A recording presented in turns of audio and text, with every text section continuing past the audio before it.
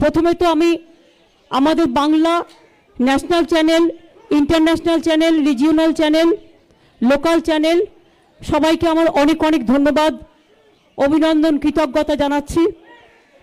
আপনারা সকাল থেকে অপেক্ষা করেছেন এবং আমি যেহেতু অন্যান্য রেজাল্টগুলো দেখছিলাম এবং আমি একটা টার্গেট করেছিলাম যেটা হচ্ছে 2-1, মানে যেহেতু এটা 21 সাল এবং 2-1 আমার একটা টার্গেট করা ছিল।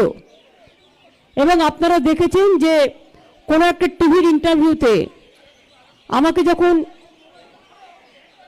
ডাবল ইঞ্জিনের কথা বলা হয়েছিল আমি বলেছিলাম ডাবল সেঞ্চুরি করবই।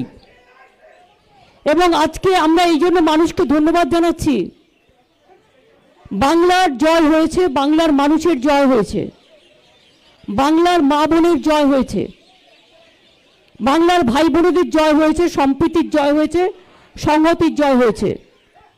বাংলা আজকে সারা ভারতবর্ষকে বাঁচিয়ে দিয়েছে। বাংলার এই জয় সারা ভারতবর্ষের মানুষকে আমরা অভিনন্দন জানাচ্ছি এবং বাংলার এই জয় ল্যান্ডস্লাইড ভিক্টরি।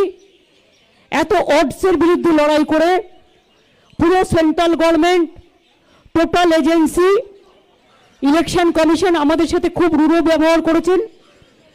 তা সত্ত্বেও মনে রাখবেন, মানুষের এই জয় বাংলাকে শুধু বাঁচিয়ে দিয়েছে তাই নয়, মনুষ্যত্বকে বাঁচিয়ে দিয়েছে, মানবিকতাকে বাঁচিয়ে দিয়েছে, বাংলার মানুষকে বাঁচিয়ে দিয়েছে বলে আমি মনে করি।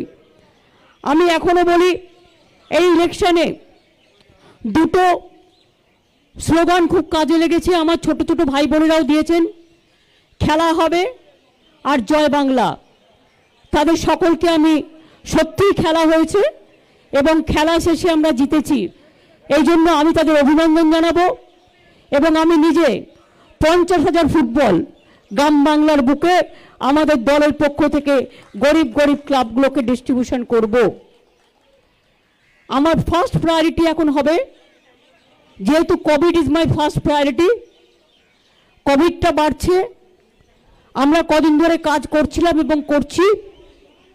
কোভিডের জন্য আমাকে ইমিডিয়েট কাজ শুরু করতে হবে, আমি অলরেডি করছি, আমাদের অফিসাররাও করছেন।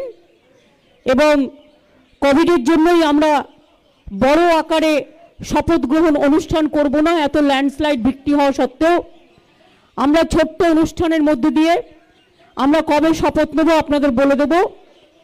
আর 2 হচ্ছে যে আমি মনে করি কবে বিধানসভা ডাকবো সেটাও আমরা বলে দেব। এই ল্যান্ডস্লাইড ভিক্টরির পরে আর কোনো কারোর মুখে কোনো কথা মানায় না মানুষ ছাড়া। মানুষের কাছে আমরা কৃতজ্ঞ এবং মানুষ এত দিয়েছে বলেই আজ যখন কোভিডে মানুষ আজকে বিশেষ করে ভয় পাচ্ছেন, সেই সময়টা বলবো এই ঝড়ও আমরা সামলে দেব। শুধু অনুরোধ করব, সবুজের ঝড়ে কোভিডের ঝড়ও আমরা সামলে দেব। শুধু আমরা এটুকু বলবো, ভাই এত কথা বললে কি করে হবে, কোভিডের ঝড়ে সামলে দেব। এবং এটুকু আমি নিশ্চয়ই বলবো, বিনা পয়সায় ভ্যাকসিন আমরা সবাইকে দেব। এবং আমি আজকের দিনে সেন্ট্রাল গভর্নমেন্টকে রিকোয়েস্ট করব, সারা ভারতবর্ষের 140 কোটি লোকের কাছে ইমিডিয়েট ফ্রি ভ্যাকসিন পৌঁছে দেওয়ার জন্য। এবং তা যদি না দেয় তাহলে আমি কিন্তু আগামী দিন গান্ধী মূর্তির সামনে আমি আমার অহিংসা আন্দোলন আমি শুরু করব।